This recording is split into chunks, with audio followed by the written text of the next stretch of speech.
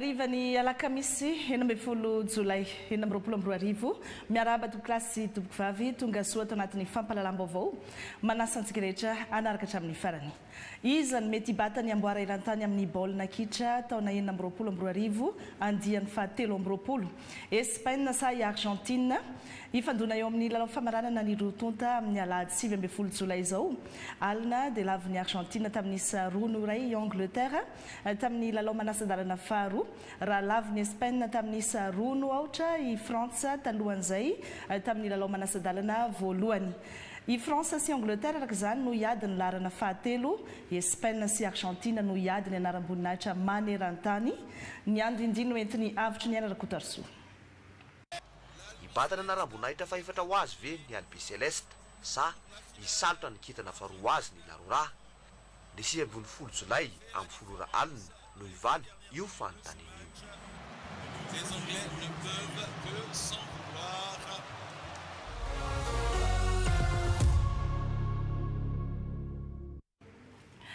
Defa samy izany maka sy manohana ny ekipany Espagne sa Argentine amin'izay lalao famaranana ny mondial 2026 atao amin'ny alahady izao izay. Fa tetika asa goavambe ho tanterahana eto amintsika ny fananganana ny flyover etsy Anosy-Zato. Taorian'ny fanadihadiana ara-teknika sy ny fanadihadiana ara-tontolo iainana ary ny fanadihadiana ara-tsosialy dia hanomboka ny fananganana ity tetika asa flyover eny Anosy-Zato ity. Mialohan'ny anombohan'ny asa nefa dia tsy maintsy nisy ny fifampiresahana tamin'ireo mponina eny amin'ny manodidina izay voakasiky ny tetikasa nazavaina tamin'izy ireo fa tsy hisy ny fandravana fananana raha tsy vita ny fanonerana.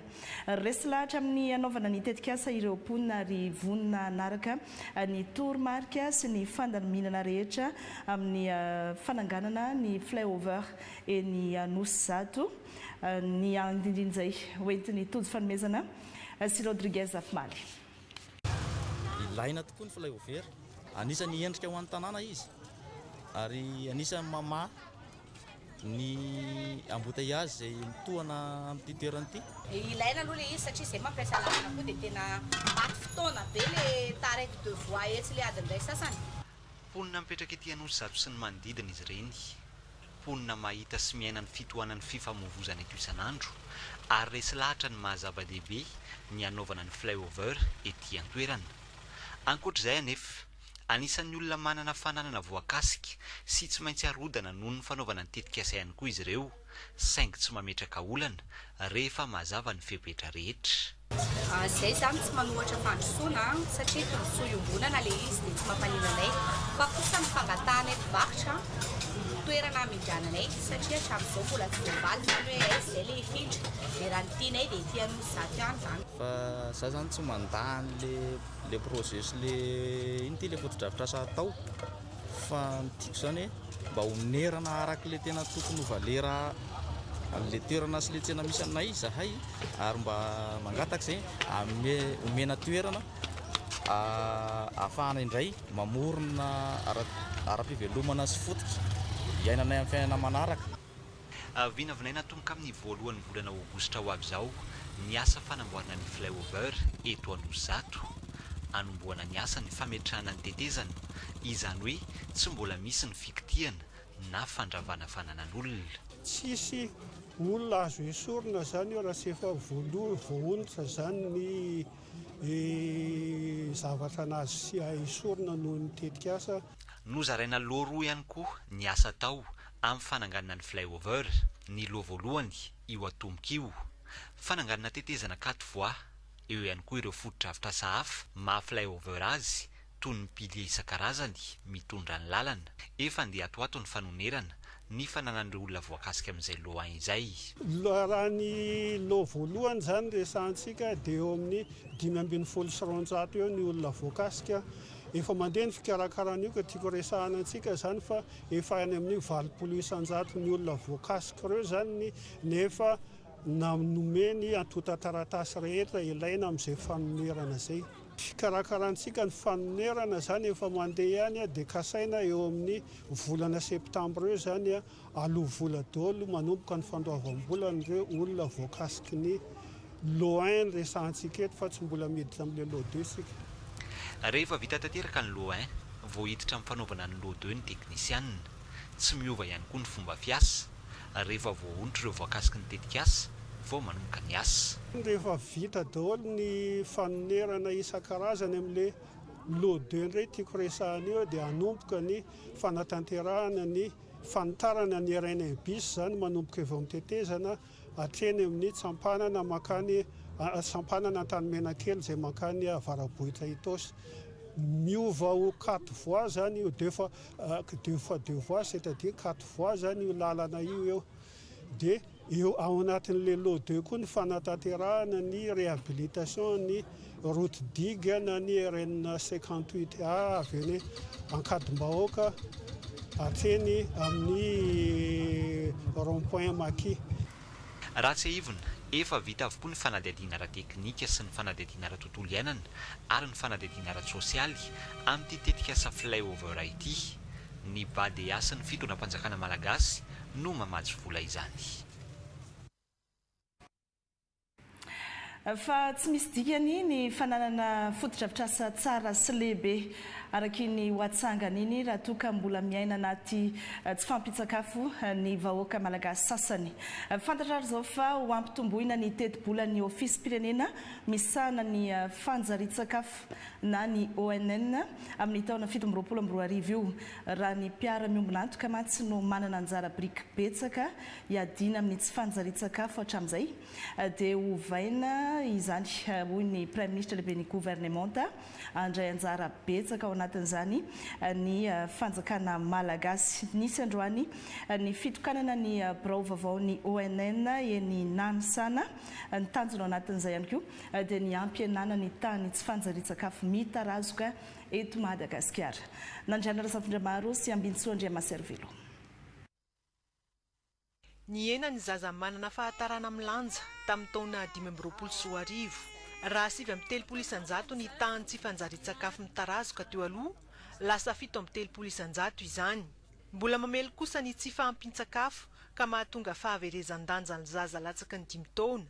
Ny tombo 1.2 isanjato, izany hoe 7 isanjato ny zaza latsaky ny 5 taona, tratra ny tsy fanjari-tsakafo mahery vaika araka ny fanadihadian'ny ONN. Nanova-paikady noho izany izy ireo, mitaona mpiara-miombonantoka ampihenana ny tany tsy fanjari-tsakafo. Izany hoe miainga avy any amin'ny fanampiana ny sehatry ny fambolena. Ny vokatra isaparitra ny isaky ny commune dia tokony ho jerena. Ny fampidirana rano dia tokony ho jerena amin'ny fambolena. Eo ihany koa ny vokatra izay misy isaparitra izay tokony ho jerena ary tokony anaovantsika orinasa fanodinana ny vokatra izay misy eto amin'ny firenetsika, fanatsarana ny masomboly ary indrindrindrindra ny fampivoarana ara-ekonomika ihany koa ny faritra izay hiasana eo amin'ny alalan'ny fanampiana ny fikambanan'ny mpamboly, ny fikambanam-behivavy, ny fikambanan'ny ankizy amin'ny resaka fandrarana sy famoronana asa. Afanganana ny ezaka ampihenana hatramin'ny 3 isanjato ny tsy fanjari-tsakafo mitarazoka amin'ny farany taona 2024. Iraka men'Andriamatoa filohan'ny fanavozana anay voalohany dia ny hoe amaly ny filana fototra sy maika ka ity tsy fanjari-tsakafo ity zany tena maika kosa ity toekarenantsika mboarina fa ao anatin'ny 2 taona izay amin'ny tanan'ny fanavozana aleo tsy fandainga eto isika ka hoe rapitso dia tsisy tsony tsy fanjari-tsakafo tsy marina zany fa kosa azo atao raha ohatra ka 7.3 isanjato izy androany tonga amin'ny faran'ny volana desambra 2024 izay anolorana ny fahefana an'ireo manam-pahefana voafidy amin'izany fotoana zany mba azo atao kosa mety efa mba 3 isanjato fa tsy 7.3 isanjato. Zara raha misy volam-panjakana mamatsy ny asan'ny ONN dia gaga ny tenako. Ny malagasy no tratrany tsy fanjari-tsakafo dia ny gouvernementa tsy mandray anjara fa dia ny mpiara-miombonantoka daholo miantoka tsy mety zany.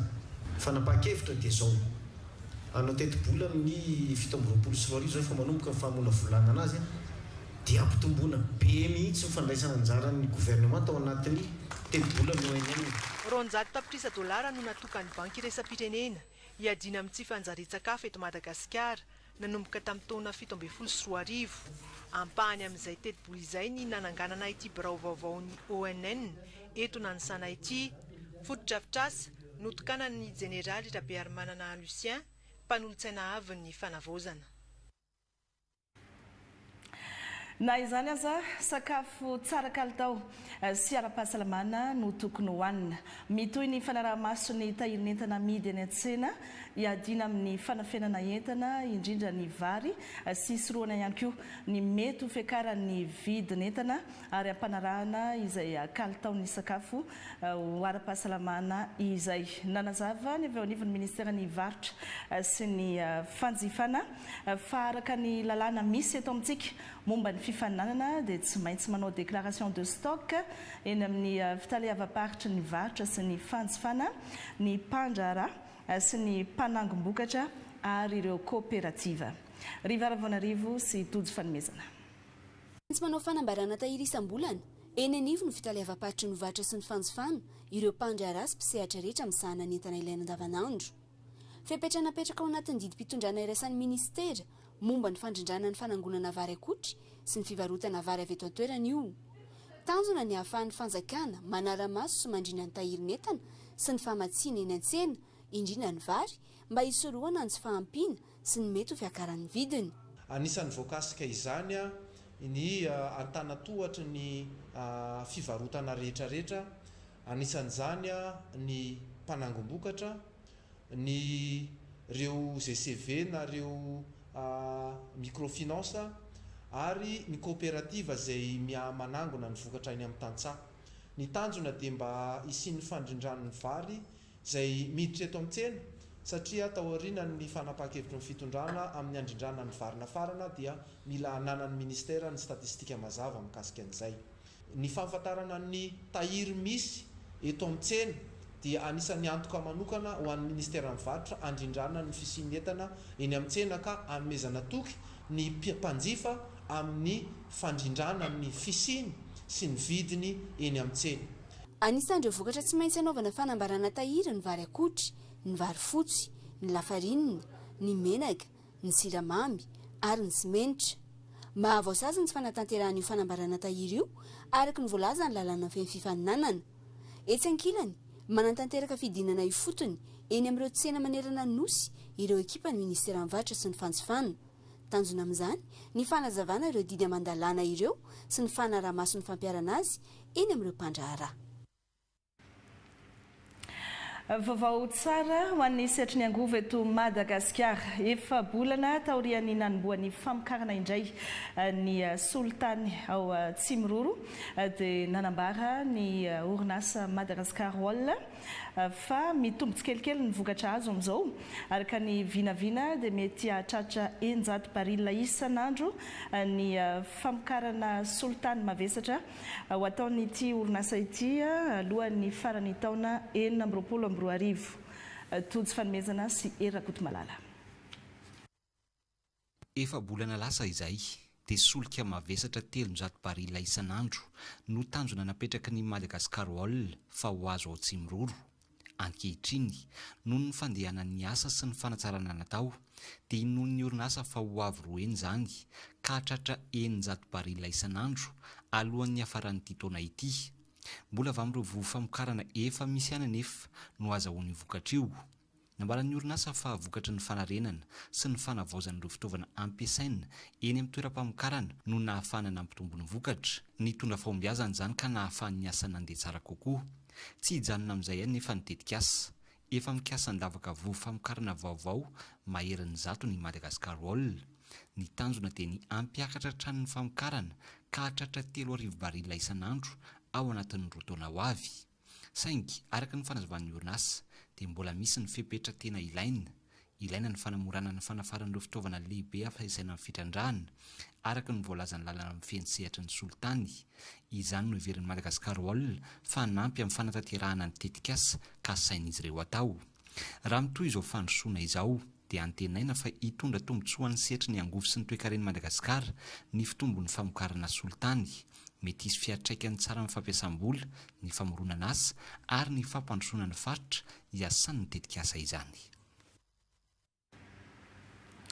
Resaka angovo zay ihany manomboka manao fanadiadiana mikasika ny fitantanana ny orinasa Jirama ny ananivony anteny merapirenena amin'izao iarahana miasa amin'ny Cour des comptes. Androany nisy ny fifampiresahana teo amin'ny voamera mpanao fanadiadiana sy ny tale général ny orinasa niaraka tamin'ireo tale isanambaratongany izay manana andraikitra feno ao anatin'izany orinasa Jirama izany. Ny tanjona dia ny ahafantarana mazava ireo olana sy lesoka izay sedrany Jirama mba ahafahana manarina sy manavao ny orinasa. Jaona Dimiolo Salama sy Stéphane Alphonse. Ny talata 14 Jolay no nanambarana ofisialy afa amperinasa tanteraka ny voamera mpanao fanadiadiana ny orinasa Jirama eo anivony ny anteny merapirenena ka ny maraina teo no nanomboan'izy ireo ny asany ny amin'ny fanadiadiana atao amin'ny fitantanana ny orinasa Jirama. Tonga teto araka izany ireo délégation notary ny tale général ny orinasa. Mianianao fa ilazany marina rehetra tsy hanampy na hanala na hanafa na inona amin'izay fantatro sy ho fantatra mandritra ny fanadiadiana ataony anteny merapirenena ity. Raha ny fantatra dia maro ny tony efa natao teo amin'ny orinasa nefa tsy mbola nazombokatra tsara mifanometanana amin'ny asa fanadiadiana atao izao ihany koa ny Cour de compte ka ny hanarenana ny orinasa Jirama no tanjona kendrena amin'izao etsika izao. Ny tanjona voalohany aloha dia ny hoe hahalalana nireo lesoka mba ahafahana mandroso hevitra hanarenana azy. Ny atao zany zao dia manao collecte de données zany mamatatra hoe inona ny tena situation Jirama dia miainga amin'ireo fanontaniana izay apetraka amin'ireo olona ireo. Misy ny fanadiadiana efa nataon'ny Cour des comptes, hitanareo fa ny Cour des comptes manatrika ao dia confrontena zany zay. Asa ataonao izay dia tohy amin'ny fanadiadiana amin'ireo prestataire hafa. Ny olona aloha efa vatabantatra ne misy halatra ao anatin'ny Jirama. Tsy maintsy hisy ihany koa ny fandraisana fepetra ho an'ireo izay tsy nanara-dalàna manamarika ihany koa izany ny amin'ny firosoana amin'ny fanavaozana. Na nangala-bola izy na nanao sikombakomby izy na nanao iny izy nanao iny dia sy tokony ho afamainy. Endrena amin'izao zany no hoe atsika ao anatin'ny fanavaozana zao dia mba hahalalany vahoaka malagasy mirosomanavazy satria zavatra izay atao zao ne tsy mbola tena isan'izao teto Madagasikara. Zahay milaza aminareo vahoaka malagasy fa ity ataonay rosoana izy isika amin'ny farany na dia eo azany filazanao io ane misy mafia BDP ianareo ane sala am'izao ataonay ho any tanindrazana zany. Haritra enim-bolana eo ny fanatanterana ny asa fanadiadiana atao ary isy hatrany ny vokatra omenan'ny vahoaka rehefa misy ny vonona. Nambaran'ny filohan'ny voamera hatrany afa tsy maintsy ho tanterahina hatramin'ny farany izao asa izao ary ho an'ireo tsara sitrapo.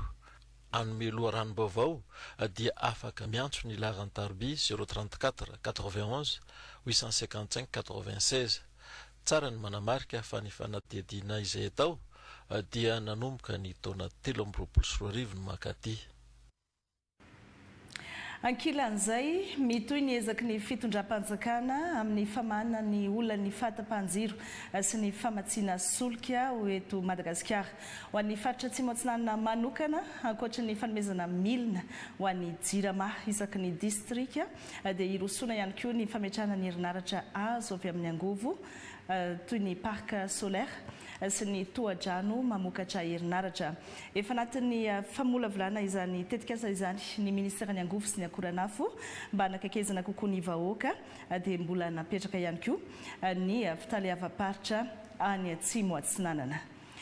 Junon Rasoanarso sy Tata Randrenambiny televiziona malagasy any Farafangana.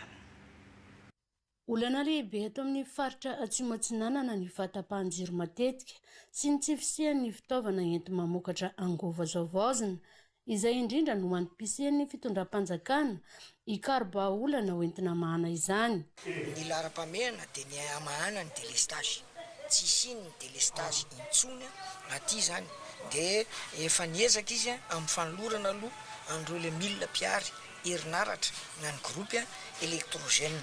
dia izana ny azo an'izay a na distrika rehetra zay ao anatin'ny faritra atsimo atsinanana zay ny anankiray voalohany dia miezaka ihany koa zany ampiasa ny angovo azo avozina le angovo azo avozina io a dia ireo le voalohany aloha zany ny azo avy amin'ny masoandro dia ifampiraraha amin'ny faritra moa amin'iny amin'ny fanomezana tany malalaka afahana mametraka andreo le panneau solaire zay amokatra an'io angovo azo avozina io moa ny ray hectara zany dia afahana mahazo ray mégawatt dia ny fahatelo ny lara-pamehana fahatelo zany a dia ny avy amin'ny rano io le hoe rian-drano moa zany e dia isy ny appel projet zay ho atao atsoatsy mba afahana izay olona te hiara-iasa amin'ny fanjakana ampiasa vola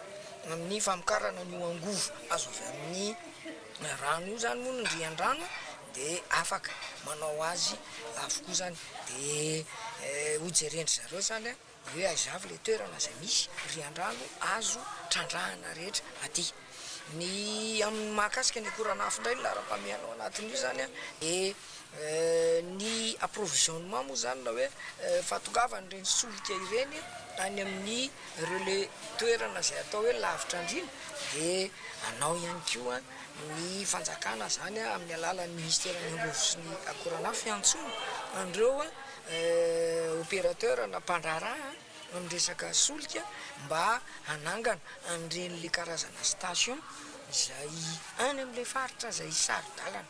Ho fanampin'izay dia napetraka ny fitalavam-paritra misahana ny angovo sy ny ankoranafo ato amin'ny faritra atsimo atsinanana. Tontosa teto farafangana moa ny fifamindram-pitantanana ny tale iraisam-paritra teo aloha Andriamatoa Joany Randriamanantena Lucien sy ny tale paritra vaovao Ramatoa Razafy Arsoa Andrirenina.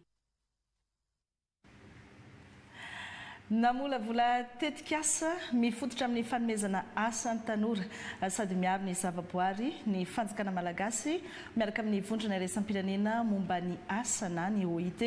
Tetikasa izay manome lanja ny fandraharahana miompana amin'ny toe-karena manga sy ny fikajiana ny tontolo iainana. Misy araka izany ny fikaonan-doha atao eto Andrenivohitra nanomboka omaly ary mifarana rampitso andiniana ny paikady ampiarana io tetikasa io. Maritra Markoto sy Firarjona. Ahoana no andrindrana ny fahazoana sy ny fananany tanora asa mendrika sy ny fikajiana ny tontolo iainana.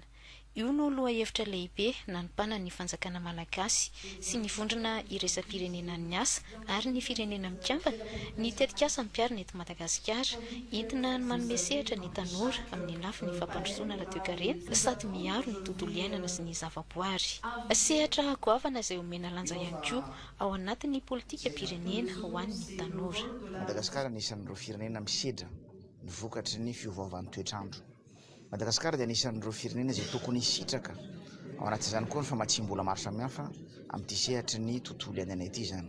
Izay indrindra no namolavolana an'ity tetikasa ity mba ahafahana mametraka programa mamaly an'izay ohatra hoe filany tanora ao anatin'ny sehatry ny tontolo iainana mazava ho azy. Tokony mba ho jereny reto tanora manao conception reto ny tombotsoa izay mety afaka hidirana mivantana na ankolaka andreo tanora betsaka any amin'ny tontolo ambanivohitra izay anisany misedra lavitra ny vokatra fivoavan'ny toetrandro zany. Tokony hisy ny ataontsika hoe mekanisme anankiray ho apetraka mba afahantsika manao tombana hoe firy ny asa navoaka ary nomeny ty tetikasa maitso ho anna tanora ity mba afahantsika zany mamaly tsikelikely afahantsika koa mametraka statistique na base de données azo trandrahana makasika an'izay famoronana asa maitso anatin'ity tetikasa ity zay.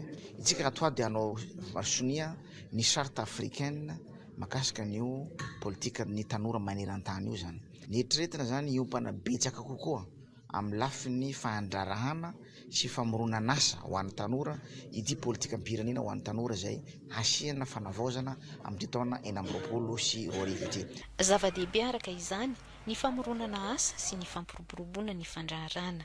Anome fiofanana ho an'ny tanora ahafahany miatrika ny tolotr'asa mifanaraka amin'izay asa maso zay eto Madagasikara ho anareo tanora manana toesaina miabo ary saia mandray andraikitra mba ahafahana miara-miatrika ny hoavy eo ambony. Sehatra maro lafo no miara-misalahy amin'ny famoronana asa ho an'ny tanora, ny fanjakana, ny sehatra tsy miankina, ny fiarahamonim-pirenena, ny fikambanana isan-tsokajiny ary indrindra ny tanora.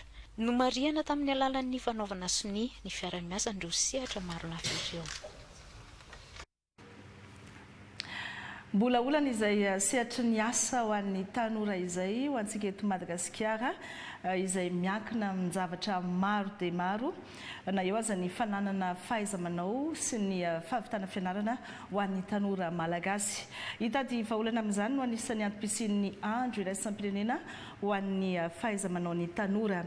Mametraka fanamby-ombonana ho famana ny olana ny OIF aty amin'ny ranomasimbe indiana sy ny ministeran'ny tanora.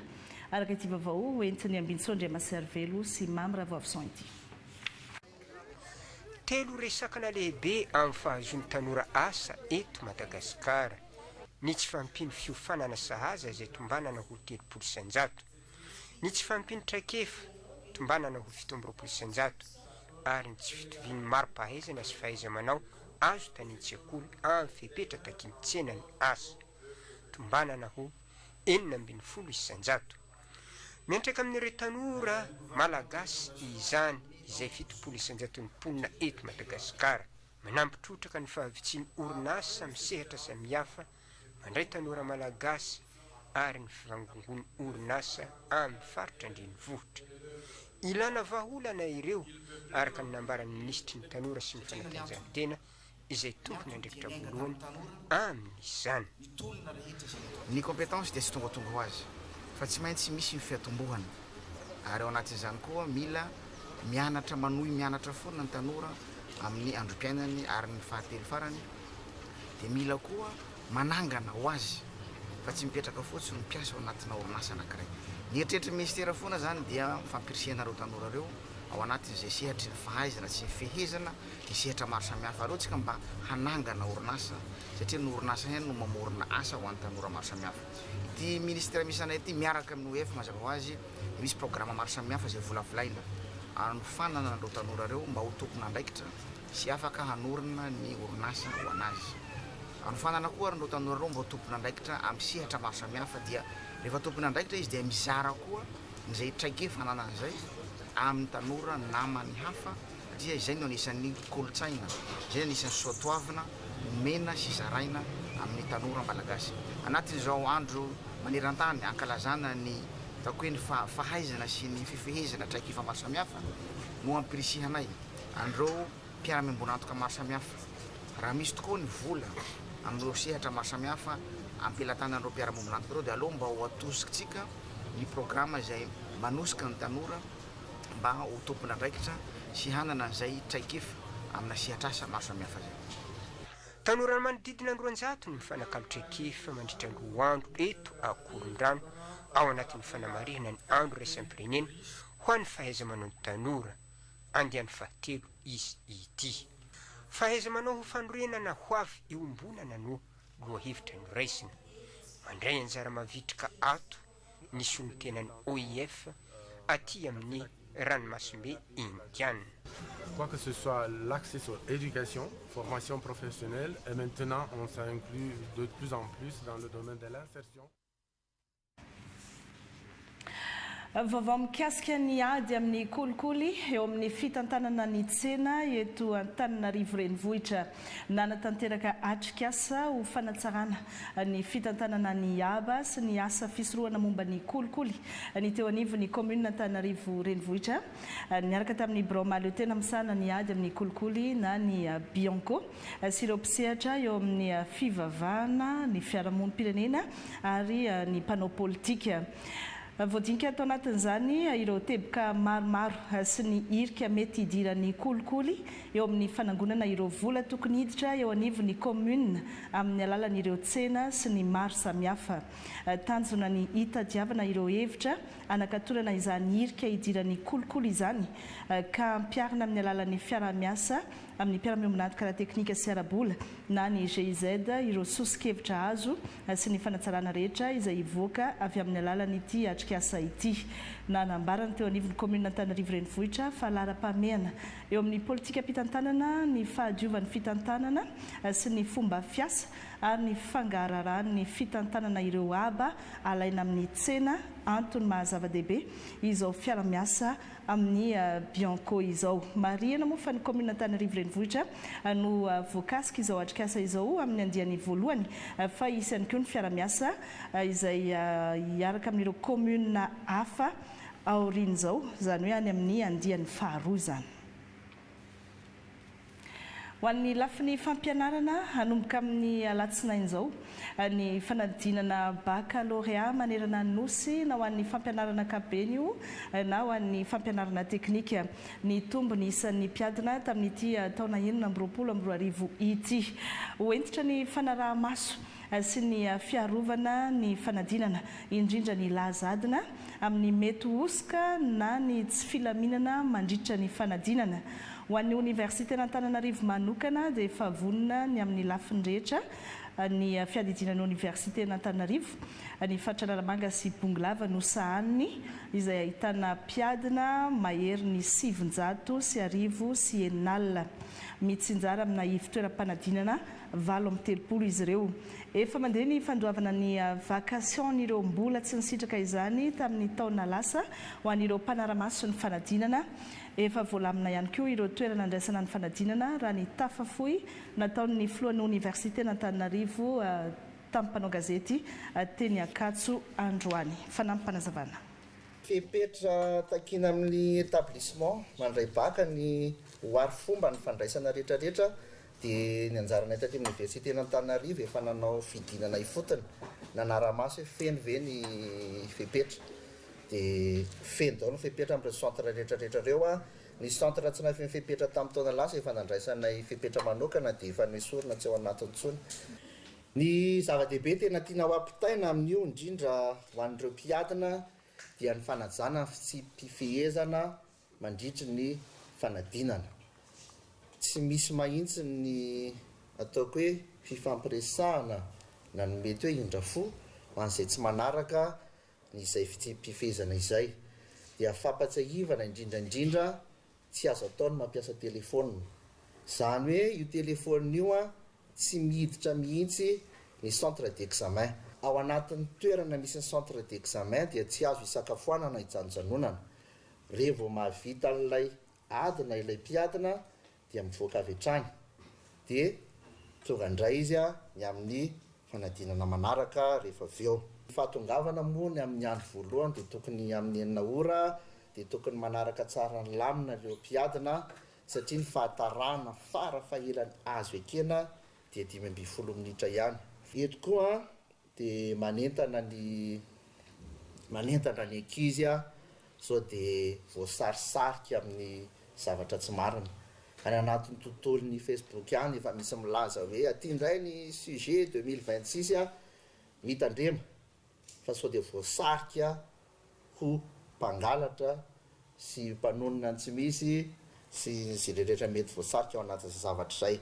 Sujet izany mbola tsy mivoaka fa ny azo antoka alohany dia izay anao eo dia tsy maintsy ho tratra. Manao antsoavo amin'ny vahoaka malagasy sy ny mpitondra firenena ny filohan'ny FFKM manoloana ny trangana tsy fandriam-pahalemana izay nisy eo teto amintsika tao izay ny resaka fahaverezana sy ny vonolona.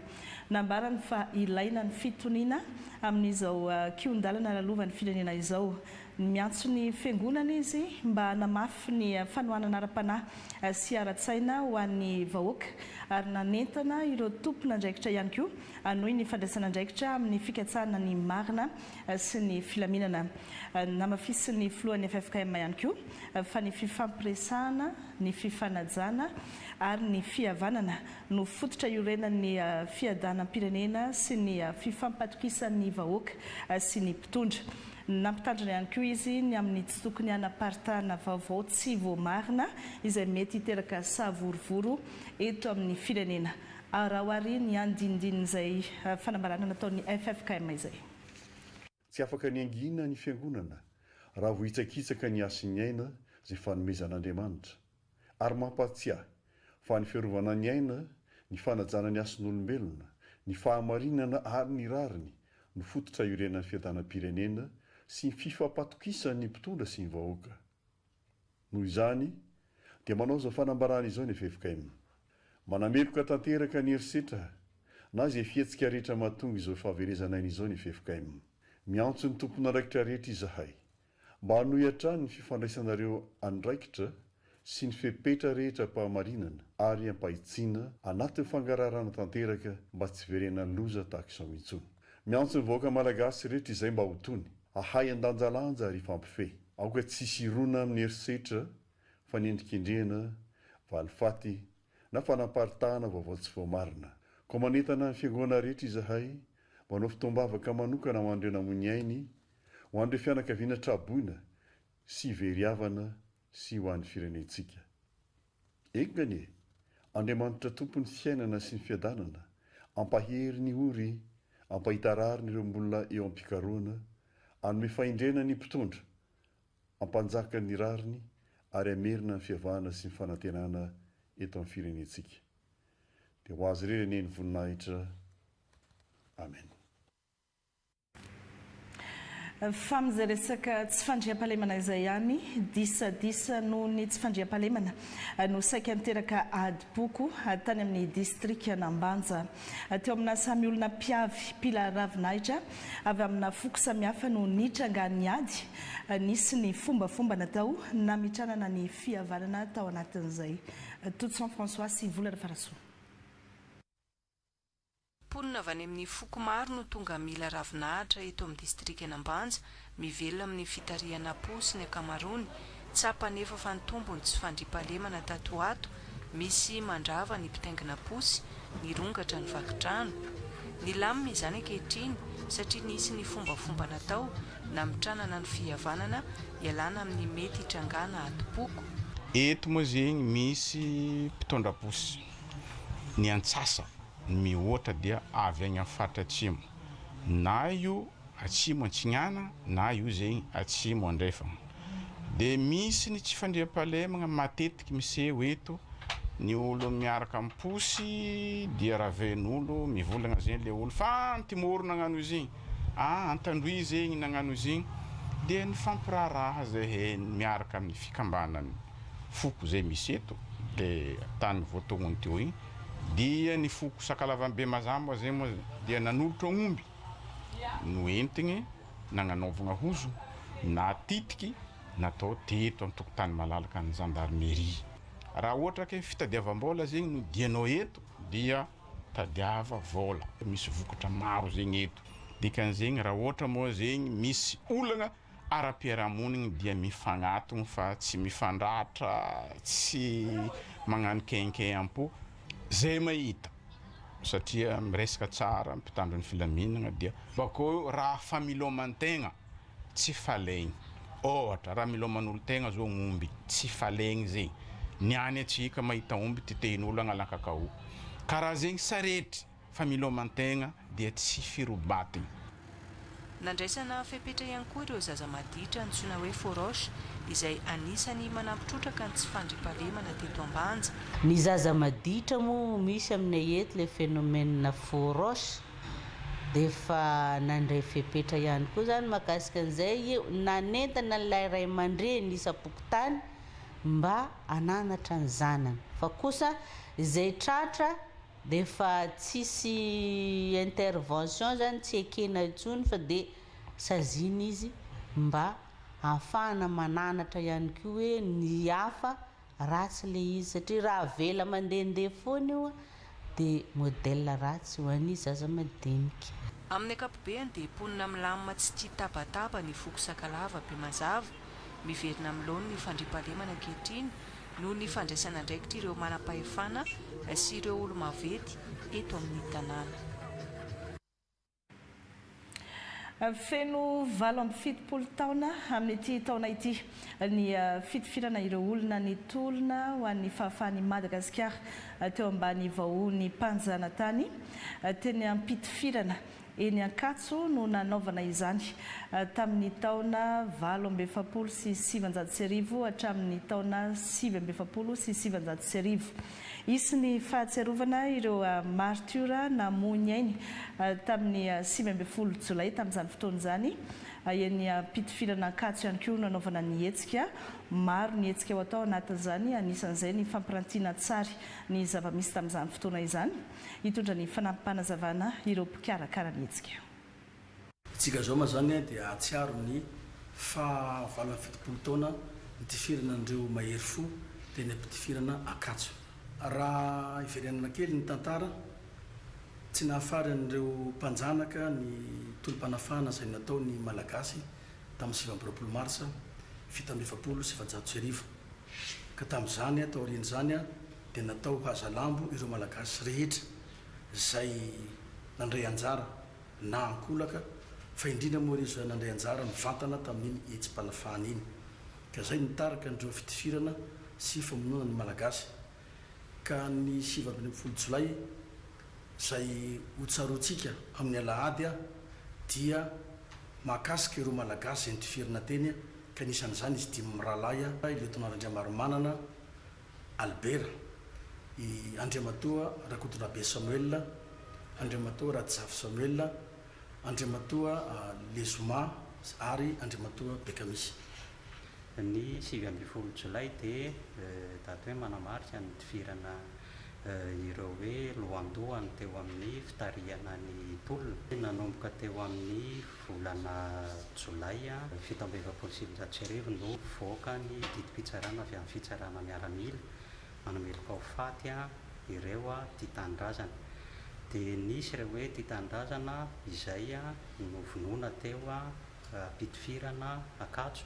Nanomboka amin'ny volana avril 17 sy 700. Anisan'izany ny Lieutenant Albert Randriamaromanana. Ny famononana hoe fitifirana ireo tia tanindrazana hafa dia mbola mitohy taty amin'ny taona 17 sy 700 ary nisy ary tonga hatraty amin'ny taona 450 sy 700. Akon'izay dia hoe raha tsy laza afa-tsy ny Lieutenant Albert Randriamaromanana manokana isika dia rehefa nitifirina izy dia anisan'ny zavatra nilazainy farany no hoe aoka ny anarako mba tsy ho adino eo amin'ny tantaran'ny Madagasikara dia aoka ny rahanay tsy ho verimaina fa mba tena hoe ho fanohitra amin'ny fahazahoana ny fahaleovantenan'ny Madagasikara. Ny fiseho lanonana dia lanonana tsotra nefa nambana tantara ary zava-dehibe tokoa izy io satria mahalanona mpanjakana sy mahalanona miaramila azy.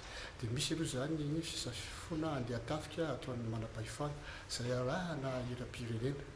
Azy eo misy ny fahatonga ny toerana fametrahana voninkazo dia misy ny fametrahana na fanaterana ny afim-pitiavana izay ataon'ny fianakaviana ireo mahefoa notifirina teo. Narak'izay misy ny fanaterana sy ny fametrahana voninkazo ataon'ireo taniketsa ny fanimony 17 Marsa 1770 sy ireo fianakaviany maty tanindrazana tamin'izany. Misy fampirantiana tsary izay mikasika ny tantara nyireo olona mahery foantsika notifirina ireo teo dia mifara amin'ny fanoratana ny boky volamena zany zavatra izany. Fa mbola mitoy eny Analakely eny amin'ny fitaliavan'ity tanindrazana io fampirantiana io. Maro tokoa ny andraikitra izay ho ataon'ny mpianatra amin'ny lahady io ny antony a dia sanitria fa ny lo miampita ho an'ny taranaka faramandimby misy zany izy ireo a hitazona ny avy-tsy maty ho fitiava-tanindraza na ampitaina ho an'ireo taranaka faramandimby a ary ampahafantarina an zareo fa tsy mora ny ady nataon'ireo mpiady tia tandrazana tamin'izany fotoana izany ary ihany koa ny anaovana an'izany dia hitehirizana ihany koa ny tantaram-pirenentsika. Ny fahatserovana ny 7 amin'ny 10 Jolay a zay nitifirana an'ireo malagasy zay nitolona tamin'izany fotoana izany a dia hoentina hampafantatra ny tantara zay niainan'ireo razambentsika teto amin'ny firenena ka adiditsika tsirairay a ny mitazona an'izany fitiava-taninrazana zany a mampiridaridana zany anam-potsika ka afaka mampiseho amin'izany amin'ny fomba rehetra zay mety ahatonga atsika any amin'ny fampandrosoana ka tsy anadinoana an'ireo razambentsika zay nitolona sy naminaina tamin'ireo tolona zay natao. Iverenantsika ny resaka fanatanjahantena fa ho an'ny ato anatiny i Manakara no ampiatrano ny fifaninanana nasionaly ho an'ny fifaninanana ara-panatanjahantena izay natokana ho an'ireo mpiasa-panjakana na ny AZF amin'ity taona ity izay ho tanterahina ny 17 hatramin'ny 20 Aogositra ho avy izao. Efa vonona ny fandraisana ny fifaninanana ny Manakara ranonambara ny mpikarakara ny AZF mpiasa-panjakana mahery ny 3,000 no andrasana handray anjara amin'ny hetsika amin'ity taona ity.